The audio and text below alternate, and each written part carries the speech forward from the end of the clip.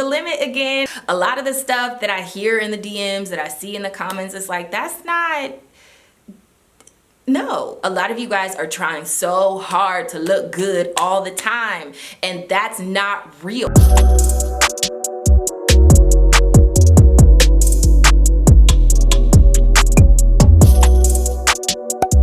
Wonderfros, welcome back to my channel. My name is Ev, and today we're gonna jump right into it because sis, I'm at the limit again. There are a lot of people that just don't know information, and then there's a lot of people that are just choosing not to do what they know, okay? And they hit me up in the DMs like, how do I grow my hair out? And once I start telling them, they're like, oh, I didn't ask for all of that. It's like, well, then you might as well just not ask at all. This was one of my most popular videos last year, and I've been thinking about turning it into a series, but I don't actually know if I want to do that yet. The other thing is the lighting is going to go in and out in this video because the sun's going in and out, so just bear with me, bear with the process, hunty. It's just part of the process. One, you are manipulating it too much, and by that I mean you're your own worst enemy. If you can leave your hair alone, it will be one of the best things that you can do.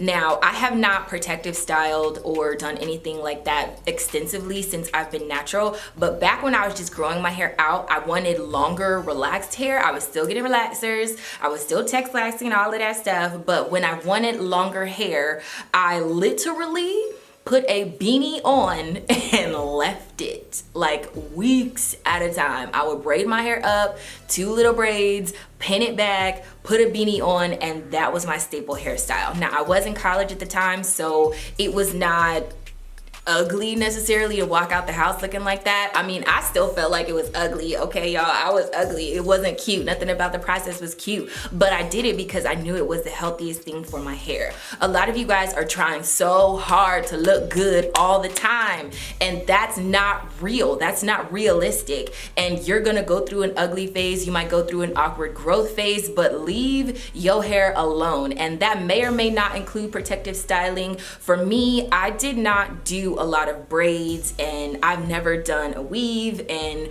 I only own like 1 wig, and I just got that within the past year, so that was not in my realm of affordability back then when I was in college. But even after I was able to afford those things, they have just never really served me that well. I do know in order to put in the protective style, it's a lot of manipulation and possibly breakage, and then even when your hair is growing in that state, I don't know if you're taking care of it as well as you possibly could have. So for me, still having access to my hair, being able to take it down, moisturize it, get to my scalp, wash it enough, and being able to pin it back and leave it alone was key. And I definitely think that you could be your own worst enemy.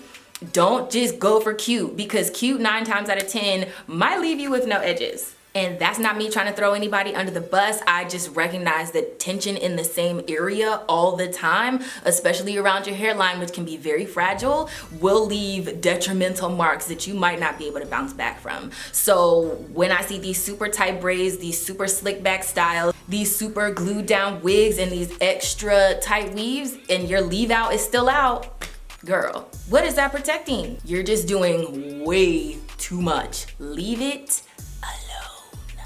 Another real reason why your hair might not be growing is because you are not properly moisturizing your hair.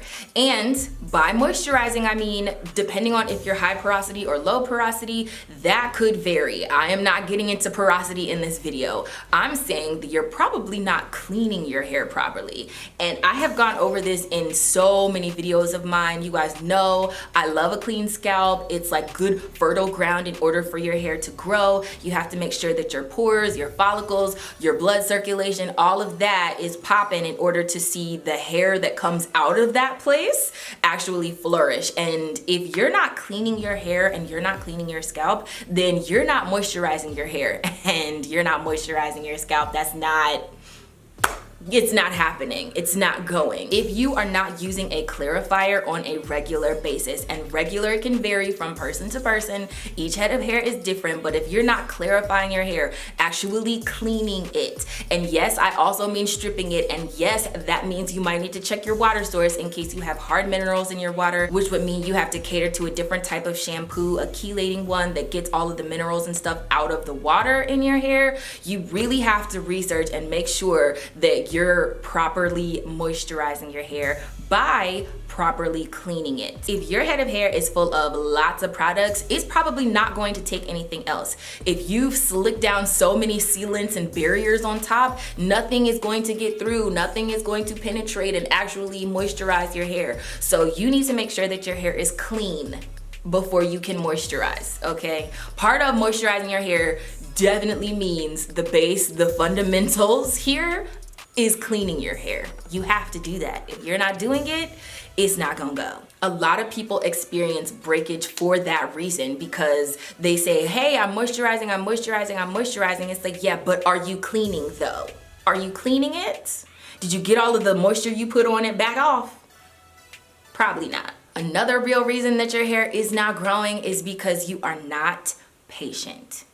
Literally, hair growth, unless your hair grows like inches in a month, I don't know whose hair just like jumps down their back, and January my hair is up to here and December my hair is way down here. Like, that does not happen unless you're really short or have genetics that literally grow your hair really fast, and that has a lot less to do with the regimen or products or anything like that, and a lot more to do with, hey, that's how your body naturally functions.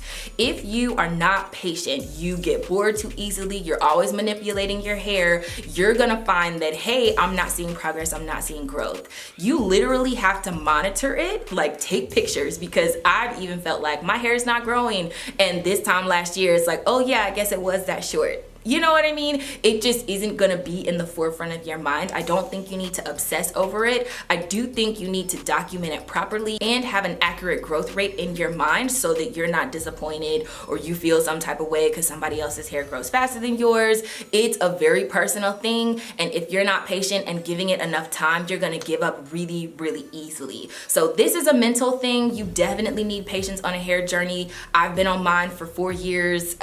Actually, you know what? I've been on a healthy hair journey since 2010, but I've only been on a natural hair journey since 2016 when I big chopped. So I definitely believe patience is key. As I get older, I realize people have very little self-awareness, like very little self-awareness. And if you don't realize that you're an impatient person, you're gonna give up on something that could have been flourishing. You just didn't give it enough time. So once again, you're your own worst enemy. It could be the real reason your hair is not growing. It actually is growing, and you actually are making progress. You just don't see it, or you're not documenting it, and so you think it's not happening at all. And it's like, that's not true, girl. It actually is growing. Don't obsess over it. Don't freak out if one little piece of hair breaks off or you shed a little bit more one wash day than the other. Definitely make sure you're documenting your hair properly and you're giving your hair enough time to grow.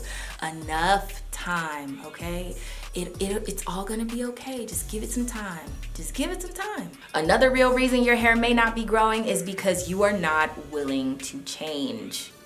And I can shake some of you guys off of this, because it's like, just because it worked at one stage in your hair journey doesn't mean that it's always going to work throughout your hair journey. You go through different lengths, you go through different phases, you go through different shedding periods.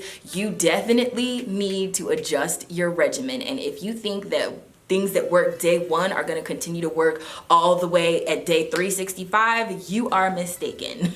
You are going to have to cycle through things and find out what works best for you. And then after you've established like a staple regimen and something that really helps your hair thrive, you can tweak it a little, or just make sure that you're in a space where it's still continuing to serve you well. Sometimes I know within my own hair journey, things that worked at a certain stage did not work later on. Like, they just didn't go. I was trying to do the same thing that I've always done, and if it ain't broke, don't try to fix it. And that was the problem, because I was loyal to a method that was outdated. And you guys will have to change throughout your hair journey. I don't think you have to change drastically, but I do think you're gonna have to get a regimen down that works at the stage that you are. You know what I mean? If I was trying to do back what I did when my hair was like this short, it's not working. It's not gonna work. Detangling's not gonna work. I have to pre-poo now. I added in a whole extra step to my wash day. Like, you're gonna have to evolve. You're going to have to change.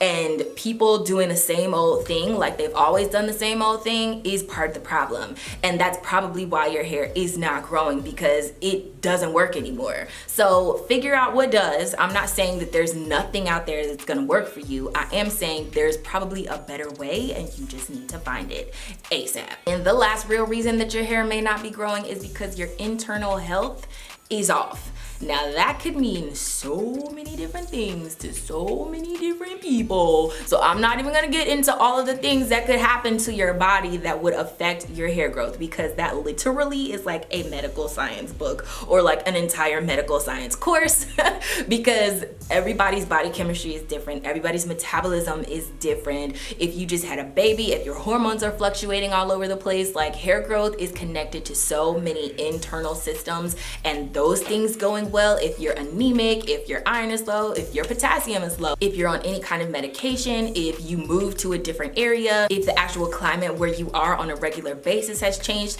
if it's harder for you to retain moisture, it's just so many different things. Even if you're like, you're my 15-year-old self, my 25-year-old self, and now I'm 30, so it's like, they're all not the same, and I'm one person, and that's just over the years, okay? Things do not stay the same. Change, you can expect change. Change is gonna happen, especially when it comes to hair growth. So if your internal health is off for whatever reason, the best thing I could recommend you doing is going to a doctor, finding out if any of your levels are low, if they're high, if you have high blood pressure, if medication that you're on might have certain side effects.